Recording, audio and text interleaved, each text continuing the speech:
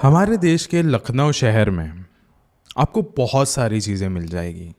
अच्छे लोग मिल जाएंगे, अच्छी ज़ुबान, अच्छी भाषा मिलेगी, अच्छा खाने के लिए खाना मिलेगा। बहुत कुछ अच्छा है यहाँ पे। बस एक चीज़ रेयर है, हॉरर स्टोरीज़, खौफनाक कहानियाँ। लेकिन ऐसी एक कहानी है जो कि काफ़ी है यहाँ के लिए, कि एक बार आपने ये कहानी सुन ली ना तो इसके आगे आप सुनना भी नहीं चाहोगे, क्योंकि ये इतनी ज़्यादा खौफनाक है। गाइस, आपने कभी ना कभी अपने ज़िंदगी में ये एक बात सुनी रहेगी कि अगर किसी भी इंसान का कोई भी काम अधूरा रह जाए और उसकी मौत आ जाए तो मर जाने के बाद वो इंसान आत्मा बनकर वापस आता है उसी इलाके में अपना काम पूरा करने के लिए। और ऐसी ही एक कहानी है लखनऊ शहर की, जहाँ पे ये हरकत हुई थी।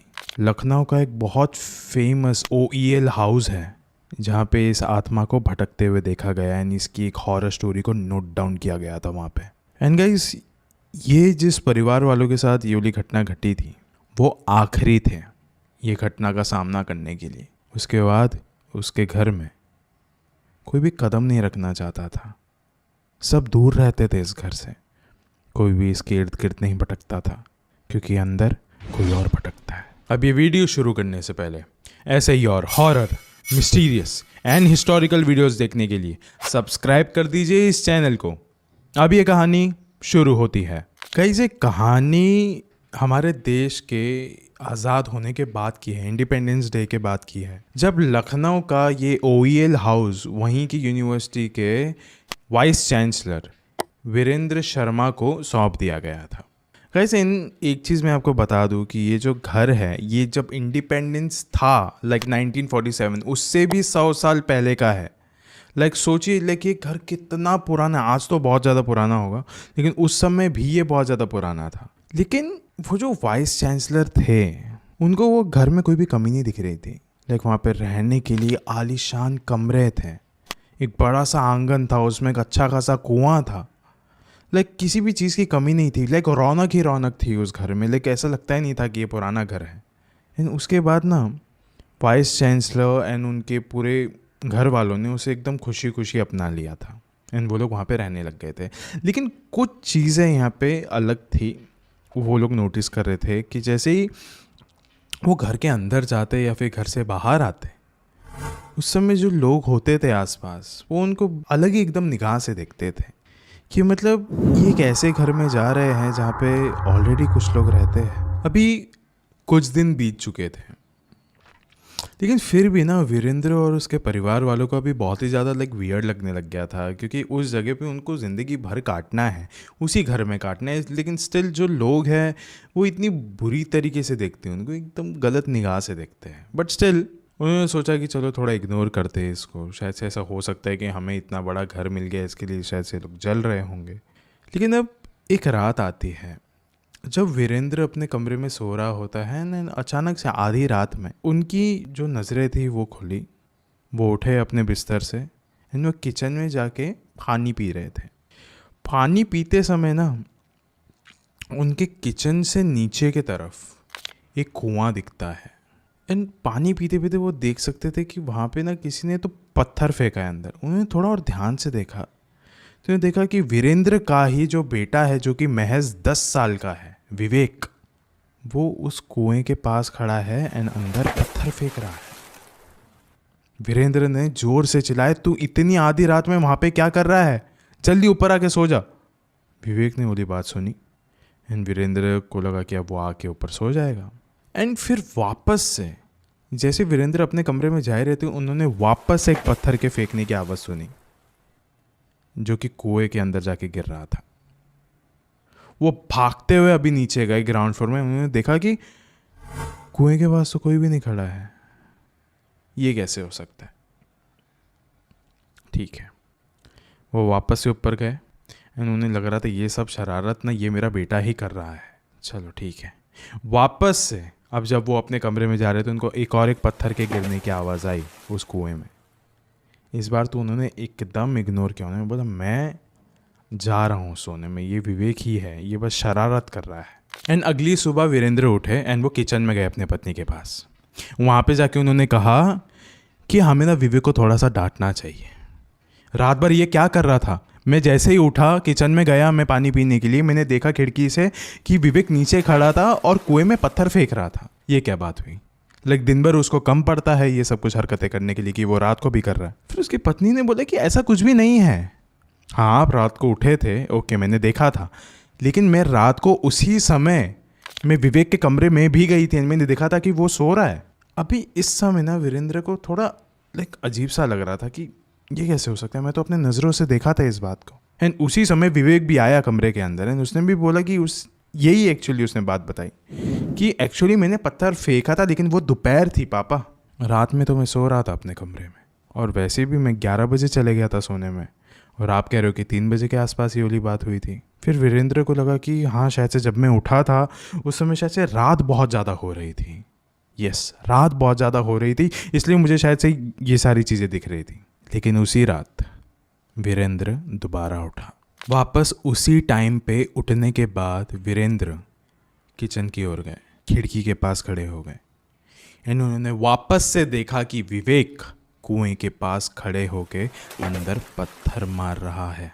वीरेंद्र इस बार बिल्कुल भी शॉक्ड नहीं थे। वो इस बार नीचे नहीं उतरे बल्कि विवेक के कमरे में चले गए एंड वहाँ पे जाने के बाद उन्होंने देखा कि अंदर विवेक था ही नहीं, बिल्कुल भी नहीं था, पूरे घर में नहीं था। वो वही है जो कुएं के पास खड़े होके अंदर पत्थर फेंक रहा है। वो इस बार भागते हुए नीचे गए, विवेक के पास गए, उसको कहा कि तू यहाँ पे क्या कर रहा है इतनी रात को। इस बार विवेक ने कुछ भी आर्ग्यू नहीं किया, सीधा जवाब दिया, मैं उन्हें जगाने आया हूँ। फिर वीरेंद्र ने बोला, किसे जगाने आया है तू, क्या बोल रहा है तू? फिर विवेक ने कुएं की ओर इशारा किया कि अंदर देखो। वीरेंद्र ने कुएं के अंदर देखा एंड अंदर देखते ही उसके पैरों तले जमीन खिसक चुकी थी। अंदर सर कटी लाशें थी ब्रिटिश सोल्जर्स की, एक नहीं, दो नहीं, ढेरों सारे। ये सब कुछ देख के वीरेंद्र बहुत ही ज़्यादा शॉक था, एकदम कांप उठा था। एंड फिर उन्होंने विवेक की ओर देखा तो देखा कि विवेक वहीं पे उसी समय बेहोश हो गया। अभी तुरंत वीरेंद्र ने विवेक को घर के अंदर लेके आया एंड हॉल में उसको रख दिया नीचे एंड उसको थोड़ा होश में लाया, पानी वानी फेंका उसके मुंह पे। फिर विवेक थोड़ा सा अपने होश में आया एंड ये सारे शोर शराबे की आवाज़ सुन के विवेक की माँ भी अभी उठ चुकी थी, वो भी आ गई थी अभी नीचे।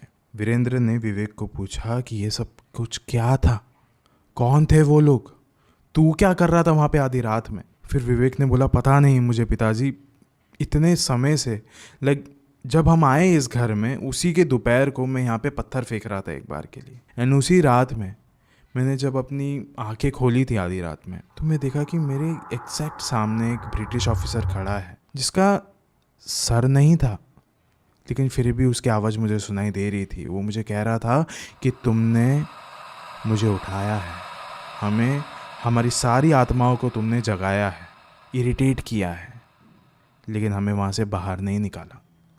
तो अब ये तुम्हारा काम है कि हमें अच्छे से जगाओ, हमें उस कुएं से बाहर निकालो। एंड उसी वजह से विवेक ने भी कहा कि मुझे भी उस ब्रिटिशर के अंदर ना मुझे अपने आप का चेहरा दिखने लग गया था, मैं भी उनकी बात मानने चला गया था, एकदम मुझे खुशी मिल रही थी ये सब कुछ करके।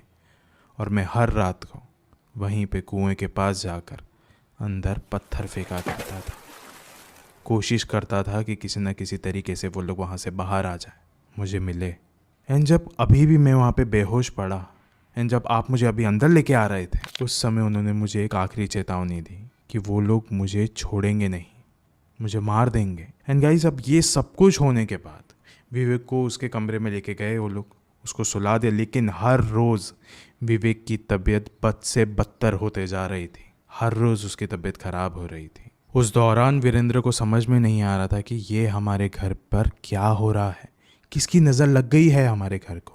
फिर उसने सोचा कि सबसे बेहतर ये ही होगा कि हम आसपास के लोगों से पूछें। वो अपने घर से बाहर निकला एंड उसको जो इंसान मिला उसको पकड़ के उसने ये वाला सवाल पूछा कि तुम लोग हमें ऐसी नज़र से क्यों देखते हो, क्या है इस घर में, हमारे घर में ये सब कुछ क्या हो रहा है। फिर वो जो बंदा मिला उसने उसको कहा कि आप जिस घर में रह रहे हो वहाँ पे सिर्फ आप अकेले नहीं रहते हो, और भी बहुत लोग हैं जो यहाँ पे बसे हुए हैं, यहाँ पे आधी रात में भटकते हैं, बस वो जिंदा नहीं है। जब से आप इस घर में आए हो रहने के लिए, उस वक्त से हम भी झेल रहे हैं इन चीज़ों को। कैसे, वो मैं आपको बताता हूँ। 1857 में लखनऊ में विद्रोह हुआ था। बहुत सारे निज़ाम और ब्रिटिशर्स के बीच में झगड़ा हुआ था, लड़ाई हुई थी। तो उस समय के लखनऊ के आखिरी नवाब वाजिद अली शाह, उनके जो सिपाही थे, उन्होंने गुस्से में आके कई सारे ब्रिटिश सोल्जर्स के सर को धड़ से अलग कर दिया था। एंड उनका जो बदन था उसे उठा के आपके ही घर के इस कुएं के अंदर फेंक दिया था। एंड फेंकने के बाद उन्होंने इस घर को ऐसा का ऐसे ही रखा, कभी भी कुछ साफ़ नहीं किया, बस ऐसे ही छोड़ दिया। एंड हमने एक चीज़ सुनी है कि आपके बेटे ने यहाँ पे पहले ही दिन आके कुएं में पत्थर फेंके थे। तभी से ये चीज़ होना शुरू हो गई है। 100 साल से जो आत्माएं सो रही थी, आपके बेटे ने आके उसे एक झटके में जगा दिया। अब वो यहाँ पे आधी रात में भटकते हैं। आप यहाँ पे अभी अकेले नहीं हो, बहुत सारे ब्रिटिश सोल्जर्स की आत्माओं के बीच में आप यहाँ पे बसे हुए हो, यहाँ पे रह रहे हो। ये सब जब बातें वीरेंद्र को पता चली, उसके बाद उसके पास कोई ऑप्शन नहीं था। बस वो विवेक की बस ऐसी देखभाल कर रहा था, मेडिकल तरीके से उसका देखभाल कर रहा था। एंड देखते ही देखते विवेक की मौत हो गई। विवेक नहीं बच सका। वीरेंद्र को भी अभी अच्छे से समझ में आ गया था कि ये सारी हरकतें उसके और उसके परिवार के साथ क्यों हो रही है। ये घर श्रापित है। लेकिन अब वीरेंद्र और कर भी क्या सकता था, वो घर तो उसी का था। तो वीरेंद्र और उसकी पत्नी ने उस रात को एक पंडित को बुलाया। उस पंडित ने उस कुएं के पास जाके मंत्र तंत्र करके बहुत सारी विधि कराई। एंड विधि कराने के बाद उस कुएं को हमेशा हमेशा के लिए बंद कर दिया था। एंड बंद करने के बाद वीरेंद्र और उसकी बीवी भी उस घर को छोड़ के हमेशा हमेशा के लिए चले गए थे। लेकिन ये जो बातें थी, ये ख़त्म नहीं हो रही है गाइस, बिल्कुल भी नहीं। अभी तो बहुत सारी कहानी है जो शायद से उस इलाके में शुरू हुई। एंड जो भी उस घर के पड़ोसी थे, उन्होंने कहा कि सिर्फ अभी हमें उन ब्रिटिश सोल्जर्स के रोने की आवाज़ें नहीं सुनाई देती है, हमें सिर्फ वही यहाँ पे भटकते हुए नहीं दिखते हैं। अभी तो हर रात को हमें इस कुएं पे एक लड़का भी खड़ा हुआ दिखता है जो कि अंदर पत्थर फेंकता है हर रात को। लेकिन गाइस, साल 2020 में इस घर में एक वेब सीरीज़ शूट हुई थी जिसका नाम था द सूटेबल बॉय। एंड यहाँ पे शूटिंग के दौरान कब क्या हुआ, कैसे हुआ, किसी को कुछ पता नहीं चला। लाइक आई डोंट नो कि यहाँ पे कुछ हॉन्टेड एक्टिविटी हुई भी थी कि नहीं थी, क्योंकि ऐसा कभी भी किसी ने सुना नहीं कि इस घर में कोई पैरानॉर्मल एक्टिविटी देखा है उन शूटिंग करने वालों ने। क्या पता, हो सकता है कि एक ज़माने में ये वाला घर एक खंडर हुआ करता था एंड आज शायद से ना हो सकता है। हो सकता है कि इस इलाके में पहले बहुत सारे आत्माओं का वास था, लेकिन अभी वो सब शांत हो गए हैं, वो सब सो गए हैं।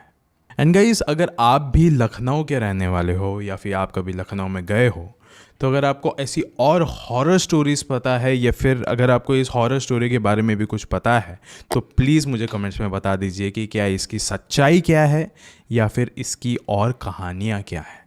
लेकिन इस वीडियो के अंत होने से पहले मैं आपको एक बात कहना चाहता हूँ कि बहुत बार ऐसा होता है कि आप किसी नए घर में जाते हो, आपको उस घर का इतिहास ना पता हो, आपको ना पता हो कि उस घर में कब क्या हुआ था एक ज़माने में। होता है ना, ऐसे बहुत सारे घर होते हैं जो एक अपना इतिहास लेकर चलते हैं।